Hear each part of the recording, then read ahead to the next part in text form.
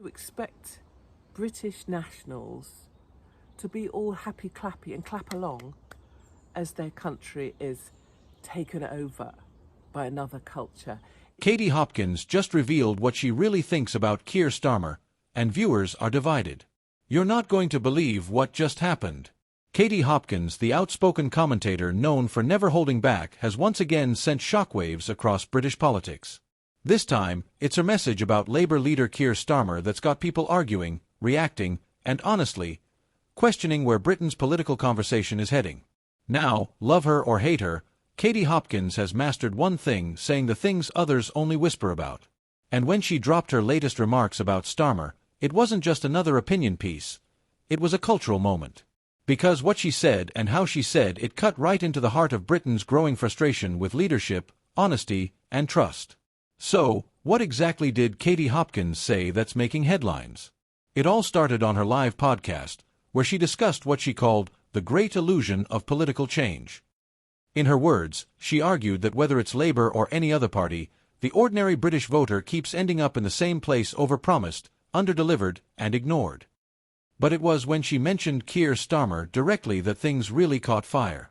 Hopkins said, "Keir Starmer talks like a man of the people, but everything about him screams establishment. He's not the voice of rebellion, he's the voice of control."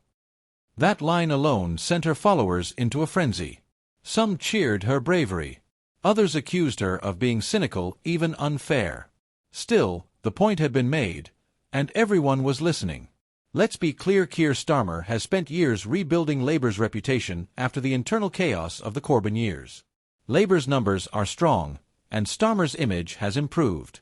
But Hopkins struck at a weakness that many quietly feel, that Starmer's version of change feels safe, controlled, almost too polished. She said, "People don't want perfect speeches anymore, they want passion. They want leaders who speak with real conviction, not like they're auditioning for BBC approval." And whether you agree with her or not, that statement echoed what many voters from working-class towns to frustrated middle-class professionals have been murmuring under their breath. That maybe politics today has become a performance, and the audience is growing tired. Within minutes of her podcast ending, the clip of Hopkins' comments was everywhere. Twitter, or X, as it's now called, exploded with hashtags like hashtag Katie Hopkins, hashtag Keir Starmer, and hashtag Truth or Tirade. One user wrote, "I can't stand Hopkins most of the time, but she's not wrong here. Starmer is part of the system." Another fired back, "She's just stirring outrage for clicks. Starmer's trying to fix a country that's been broken for years." Even political insiders couldn't resist joining in. A former Labour staffer told a local paper, "Hopkins knows exactly what she's doing. Her timing's deliberate, right as Starmer's preparing his next major speech. It's all about disrupting the narrative." Meanwhile, one Conservative councillor tweeted, "Hopkins is saying out loud what a lot of working people quietly believe, that Labour's not as different from the Tories as they claim." That tweet got over 20,000 likes. Here's the thing about Katie Hopkins: behind all the drama, there's often a calculated message. This time, she wasn't just going after Starmer personally. She was going after the idea of modern politics, the scripted, risk-free leadership style that feels, to many, disconnected from reality. In her podcast, she said, "We're being managed, not led. The difference between left and right now isn't ideology, it's branding." That line struck a nerve.